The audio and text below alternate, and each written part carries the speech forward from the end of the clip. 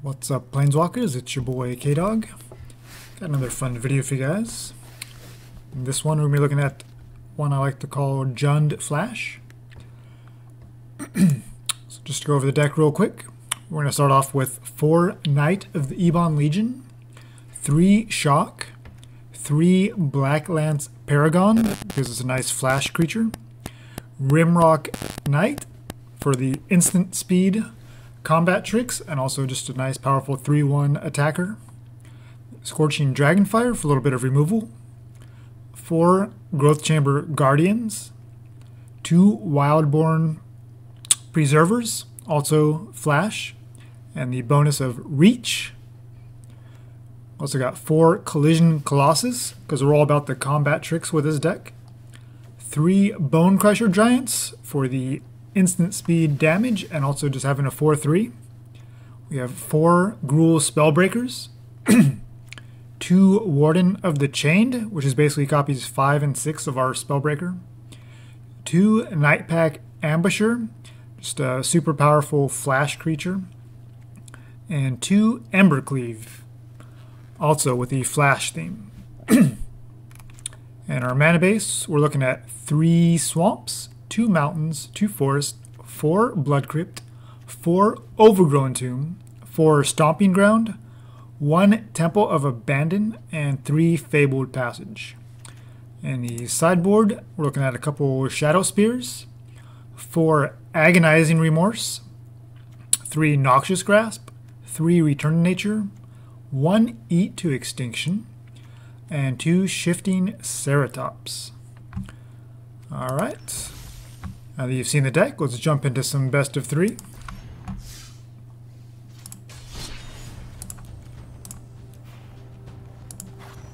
There we go, Jund Flash. Arena, Standard, best of 3.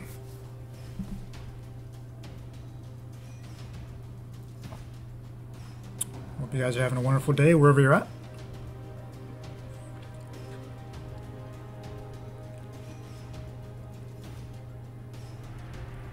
This is a deck that I've been playing for a few months now.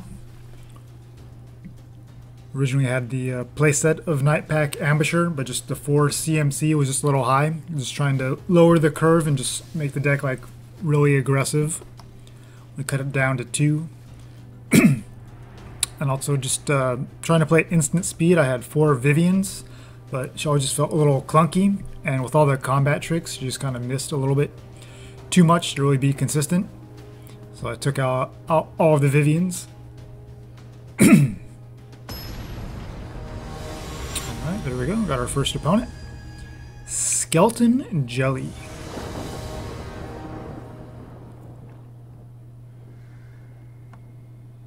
Alright, looks like we are... Oh, they let us go. Yeah, opponent goes first, so we are on the draw. This is a pretty sweet hand. Got our colors. The turn 1 Knight, and a Swamp, so we're going to have to shock. Alright, so the whole point of this deck is that when we go to combat, we have all these activated abilities, we have all these combat tricks, so our opponent just never knows what's coming. And we're going to get this Overgrown Tomb in, I think, so we can flash in the Wildborn Preserver. And next turn we'll probably shock in the Blood Crypt to get our Warden down. But our opponent not do anything, so they probably just have more removal. Yep. Sure, it's gonna get shocked immediately. Bone Crusher, same thing. So our opponent basically just not letting us do anything here. We'll start with the Warden, and then we can bring in the Bone Crusher next turn if we want. And that way this 4/4 can attack. That is the downside of it, as it cannot attack unless you control another creature of power 4 or greater. Wow. And of course they have answers for days. Alright. I think we'll play it as a creature, just so we can keep having some threats down. Try to exhaust our opponent's removal, although they seem to have a pretty endless supply. Pactos. Okay. As protection from everything except 4. Let's see, so we're missing the double green.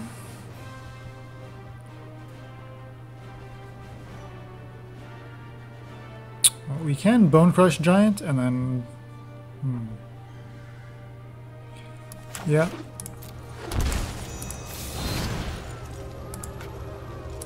Wait. Does not count, does it? No, let's just attack, and they're not going to block. Well, wait. So he has protection, so it's not going to... Let's see if this works. That's what I wanted to find out. We're going to take some damage, but... all the trample goes through because the creature has protection.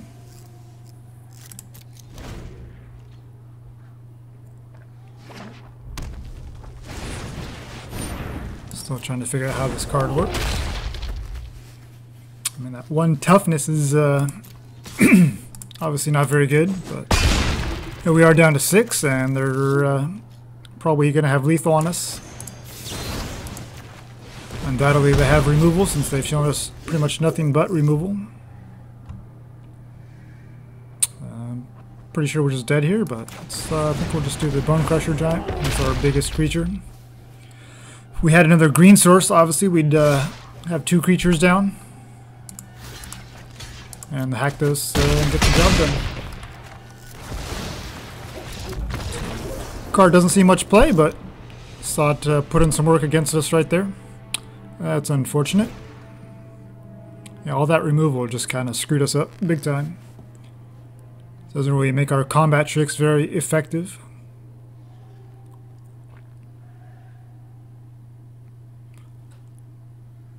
I mean, we like to bring in the Noxious Grasp to maybe target the Haktos, but if it has protection from 2, then we're kind of screwed.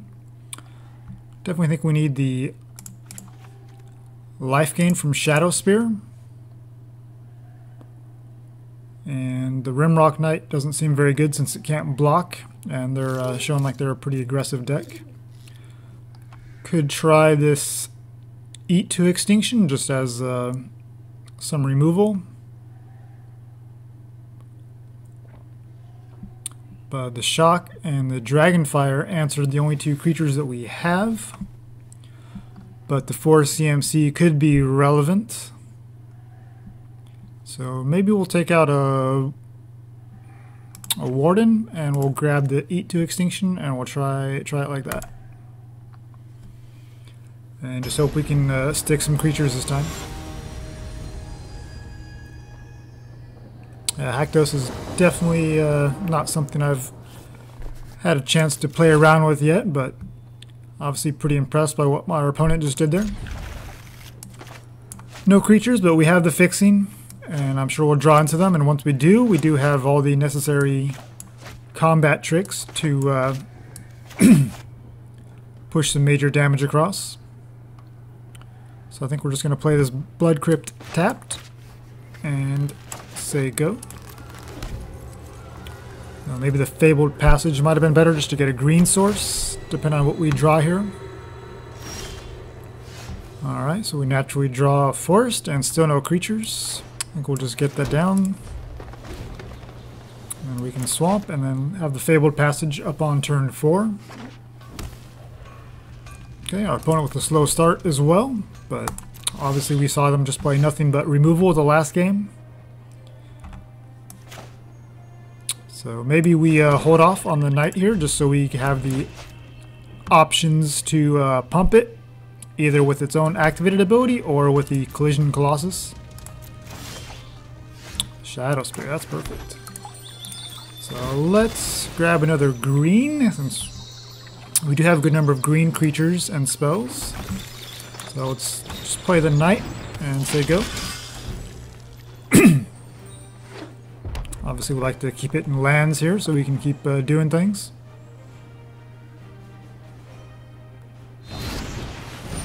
So they're going to deal 2 damage. So let's activate it and see if they have another one.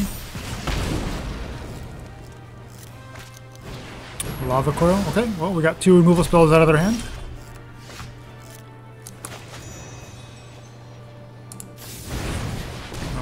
Let's not try to be cute and hold that up. Doesn't really do anything against their creatures, so let's just get a creature down of our own. And then next turn we'll have Shadow Spear to equip, as well as the Colossus to pump it up. And we can gain a ton of life, and that'll definitely buy us some breathing space. Okay, Haktos, perfect. Protection from everything but 2. Okay. So that means they have protection from...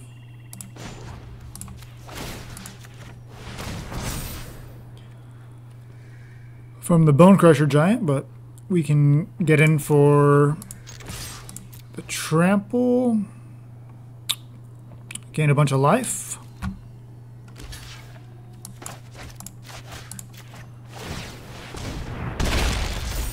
Take 2, but gain 9.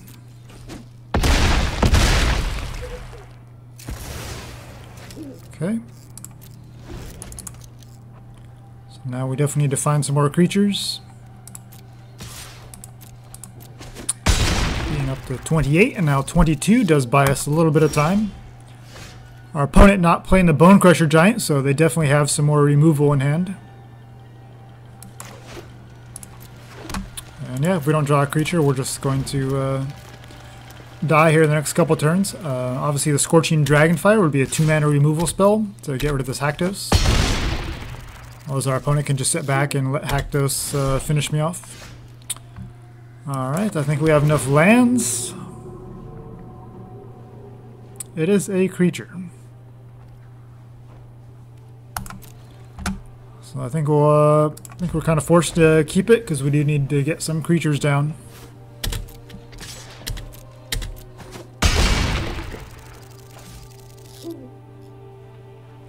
Obviously, our curve being super low, it makes things very difficult for Haktos because it basically has protection from everything we're going to play. And let's equip so we can still hold up the Colossus. Yeah, our opponent has more removal. They probably have ways to double and triple kill it. Okay. Our opponent just has way too much removal for us, so let's just concede. We don't have a way to deal with Haktos. And our opponent's just kind of making our life miserable, so let's just move on to the next one. Alright. Let's see if we can showcase this deck a little better here. Obviously, you got a little bit of a feel of what the deck is trying to do. Our opponent just had way too much removal for us to do anything. Obviously, having removal in the form of creatures and then just play Haktos. It's a pretty decent strategy. Obviously, worked out well that game. But, you know, you don't really see a ton of Haktos decks running around, so it's not like it's a super powerful deck. But it does really well in certain matchups, and obviously it matched up well against us there. Alright, against Red Eddings. Alright, we had to go first. That's perfect. Okay. If we had a black source, I'd be tempted to keep this, but unfortunately nothing in our hand is really playable. And of course we draw all the lands. Can't really afford to throw this away, so I think we're just gonna pitch a swamp since we have plenty of black sources already. We'll Fabled Passage turn 1, go grab a red source, and go from there. Our opponent's on some ramp deck.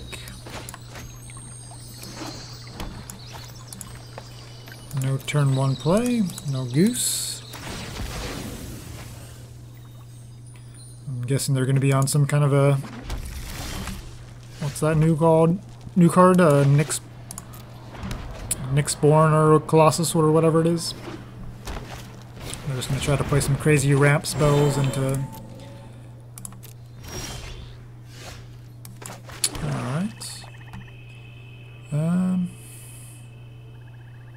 Definitely want to put some pressure on them, but I think we're going to need to go as big as possible, so let's get the counter. And next turn... We can Boulder Dash Knight and play the Rimrock Knight. Alright, Vivian. I've survived an apocalypse. So we're probably on the Voracious Hydra.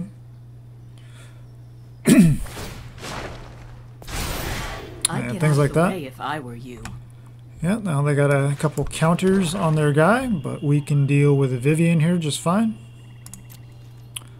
So I think we're priced into finishing Vivian here.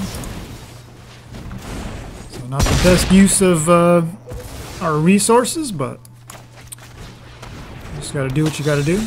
And of course, we don't have the red because we're all these basics. So we're definitely looking for another red source and another green source so we can play our hand more efficiently here. But we can definitely activate the Knight and Shock next turn, depending on what our opponent does. Obviously, Hydra could just come down and fight our creatures.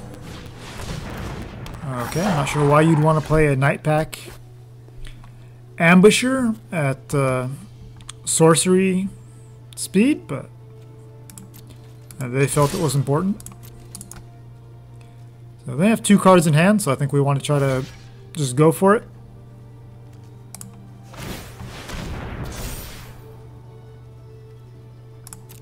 So I'm fine with trading. The Night Pack Ambusher can get out of control. This Incubation Druid is going to do some damage, so I think this is our best chance to use Shock. And we just need to go over the top of them to close out the game. I don't think the 2 damage to their face is really going to matter a whole lot. So next turn we can Growth Chamber and Rimrock Knight. Okay, Garenbrig Paladin. So it just gets a counter on it, and it can't be blocked by basically all my creatures here. I think I just want to get some counter pressure going. And if they start hitting me with their 5/5, that's fine. They're kind of starting to run on empty a little bit here, but that can change quickly depending on what they have. Manually tapping so they don't tap their Incubation Druid. And then they got the Zhang Yonggu. Cooperation is the path to self-improvement. Teamwork is strength. Okay. Interesting deck.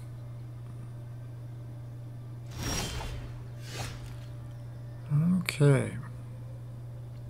We're not really in a good spot to attack.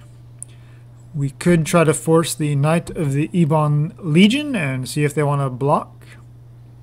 It's not what I really want to do, but I do not think that they're going to, so I think I just want to bluff them out here and try to... Okay, I'm definitely going to trade with that.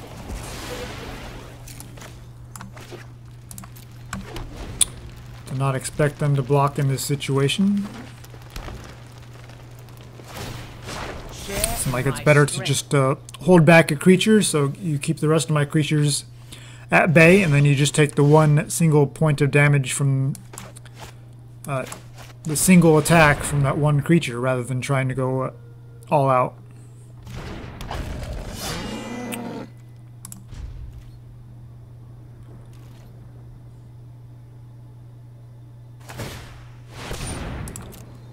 Okay, so they're just going to keep buffing up their creatures with the ley line, and they're flooding pretty hard here, but you know, these creatures are pretty big.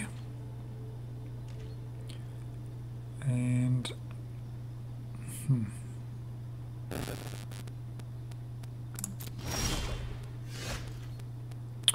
now I think we want to attack. We've got the activated ability for Growth Chamber, and we have a Black Lance Paragon to give the Knight Death Touch if that's how they want to block. Or we can activate the Growth Chamber plus Colossus.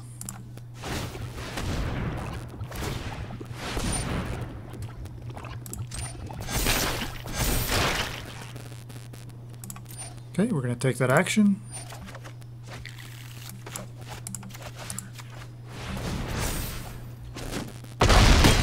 Okay, and their 5 powered is not enough for our 6 toughness. So they try to do that tricky, and yeah, unfortunately our opponent just wasn't able to continue applying pressure. Just drew too many lands. The Zhang Yonggu was cute, but didn't quite do enough for them. And even though they kind of classed us by having bigger creatures, we were still able to finish them off.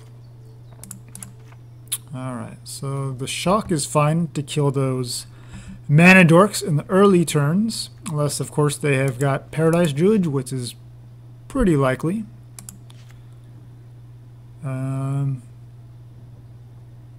Definitely want that to go bigger than them,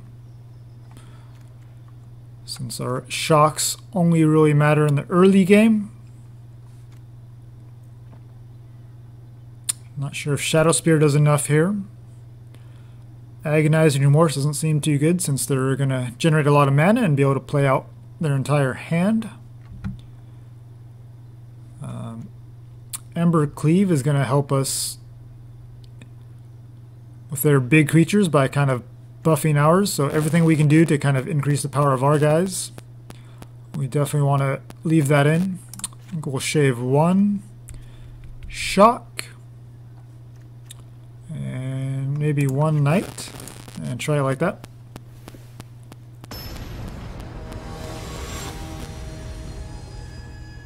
Alright, on the draw this time. Expect this game to be a lot closer, since our opponent didn't draw very well in the first game. I'm sure they'll do better this time. Okay, with the Grazer. And of course they have the Ley Line of Abundance in their opening hand yet again. Incubation Druid. And I think we Bone Crusher Giant before they can untap. Just to be a little more mana efficient. Maybe playing the Mountain down just to leave the shock open would have been better, but probably doesn't matter too much. Okay, looks like our opponent just didn't really draw very well again. It's unfortunate. But obviously the ley lines can get out of control pretty quickly. I've had a couple of quick games, so let's try to get into one more and actually have a reasonable match. You can kind of see that what the deck does a little bit better.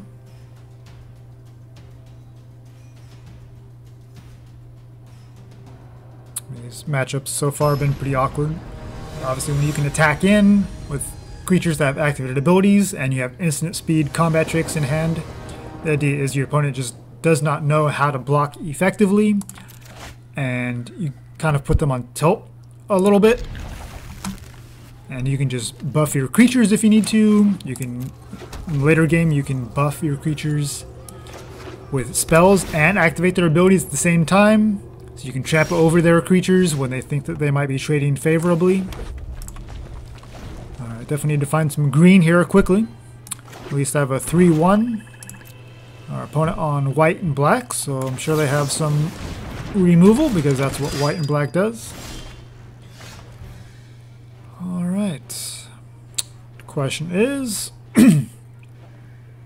do we...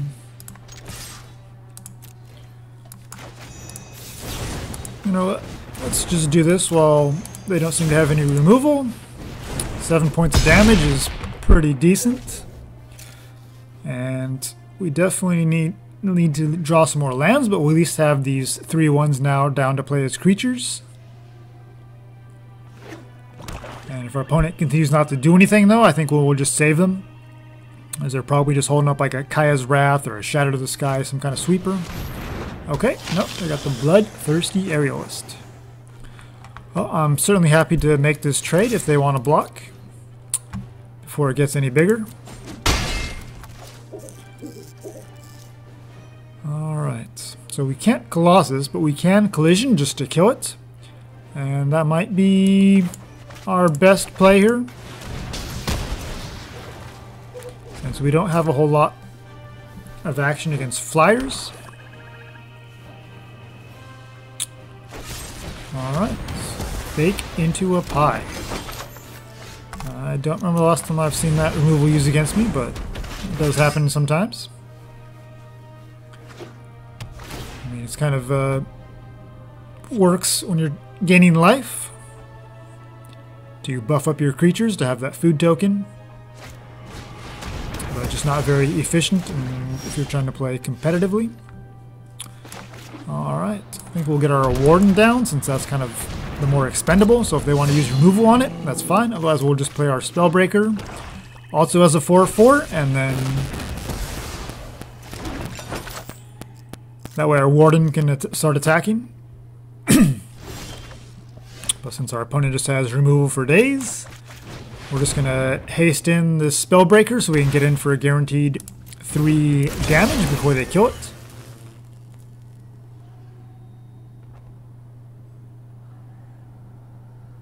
And I'm pretty sure they don't have anything in hand. They just have the option to use a food token here, and with 2 open mana, I don't see why you wouldn't do that here. Nope.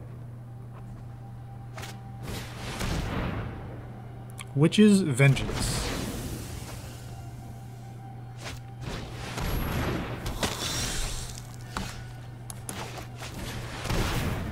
Okay. Well, we're just going to haste again because they just have all the removal. I don't know about Witch's Vengeance, especially in the main deck. There's not really a whole lot of tribal synergies out there. I mean, I guess there is like elementals. Blood was my beginning, and it will be your end. It seems to have made a comeback. Okay, the opponent choosing not to sack their creature, going for the Haunt of Hightower instead. Okay. Hoping to get this lifelink to save them. Okay, so it is a flying lifelinker. But we have removal. So we can Colossus. That'll be a 7/5. They have 4 toughness to block. And they'll gain 3 from the lifelink. So I think we just want to get rid of the Hightower. Finish off the Sorin. And then we can be in a pretty commanding position. Okay, our opponent feels like they're out of it, so they wrap it up, even though they had the food tokens to gain some more life back. I'm not sure why they didn't see that. But I guess we put them under a little bit too much pressure, and they were deciding it was not worth it. I mean, we'd have some decent follow-up in our hand. We were just struggling with the right lands. Okay, so white-black vampires. They didn't seem to be on the white enchantment removal, so I don't think these are going to be necessary. Agonizing Remorse could be decent. But we did see them empty their hand pretty quickly. So we could just draw into it a little late and it might not matter. But I think the Eat to Extinction is definitely worthwhile. And the Shock seems like it's maybe going to miss a lot of their creatures. So why don't we try it like that. Just bring in 1 Eat to Extinction. So that way if their Bloodthirsty Aerialist or whatever counter creature they have gets too high for our burn-based removal, we have a hard removal for it. So a bit awkward, but I think getting the Knight of Ebon Legion down turn 1 is going to be pretty powerful, depending on what our opponent does. If our opponent plays a Vampire of the Dire Moon with a Death Touch, then our Knight doesn't really trade very well with it. So I think we're just going to Fabled Passage, get a green source, and go that route. So we can Growth Chamber Guardian and hopefully untap with it. Okay, double Vampire. That's not what we want to see here. So our opponent has all the Death Touch. Another Fabled Passage. Okay, we can get another green source a little bit later on, but for now, let's just get our Growth Chamber Guardian down. And these vampires are definitely a problem. We do have the Death Touch that can go over the top of them, but when they do decide to hold them back on blocks, And obviously we're going to lose our creatures in the process. In the meanwhile, they're gaining a bunch of life and they're chipping away at our life total. But our opponent isn't really committing too much more to the board here, so maybe we're alright. Maybe it's better to keep getting more creatures down, but I think we're going to activate, and hopefully they don't kill it in response. Perfect.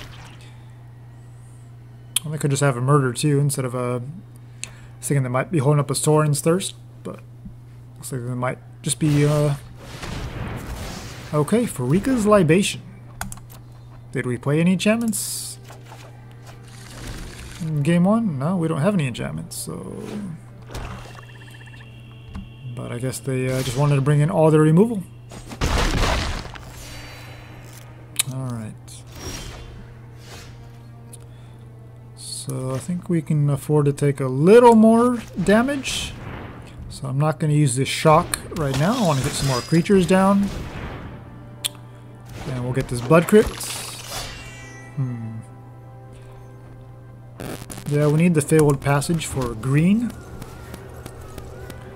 And I don't want to take life. Okay.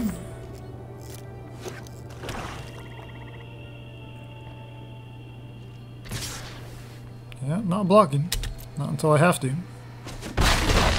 Just 1/1s. Run it down to 1 card though, so that's good for us. Let's get some more green. And the last card in our opponent's hand, is it removal or land?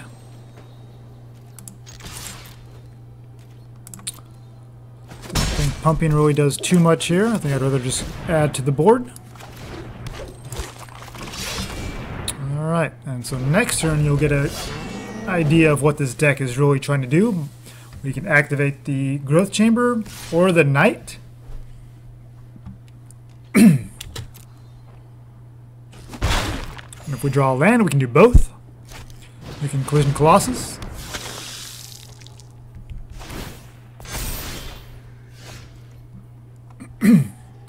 So we have to deal with these vampires at some point, so I think we just want to attack, and if they want to block and lose one of them, that's fine with me.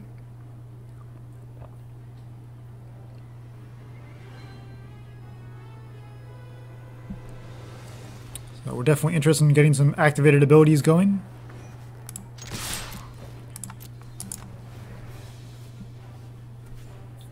So let's see how they choose to block here. Okay. I think we want to go and grab another one. Okay, that's our last one. And let's get some more value out of this. Okay, so we get through for trample damage, and they take the 1 from the Knight. Knight gets a counter because we did a whole bunch of damage. And next turn, we just continue playing creatures.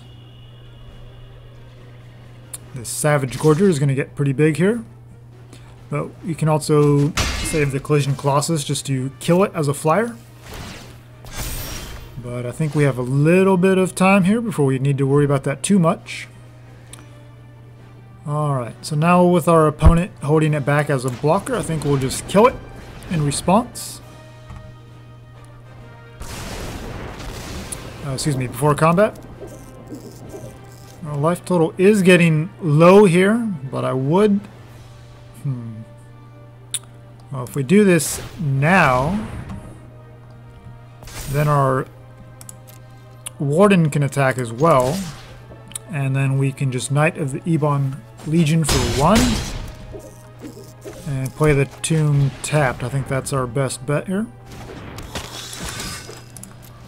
The other option would have been to pay and get the Growth Chamber Guardian down, or pay, put the Growth Chamber Guardian down, and then activate its ability to make it a 4/4. But I think this was our best line of play. And even if our opponent has like a another Witch's Vengeance, Trample is nice, but it is a little susceptible. Having these knights down is much more powerful.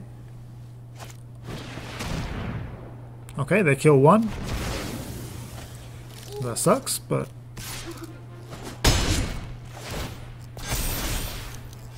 And now I think we kill this before it gets any bigger, since they are threatening lethal here. And I think we go in for the haste. Alright, 6 damage. Get a counter. And we've got the Growth Chamber Guardian to keep going if they have more removal. Alright, and our opponent is out. There we go. So there you see our Jund Flash deck putting in some work. You can see the activated abilities and the combat tricks. It's just a lot of fun. And definitely something I've enjoyed playing for the last few months, and this is the most recent iteration. You know, maybe it could use some tweaking here and there, but I think it's pretty dialed in at this point. And yeah, I hope you guys had fun watching it, excuse me, and maybe you can give it a try sometime. Alright guys, thanks for watching, and take care.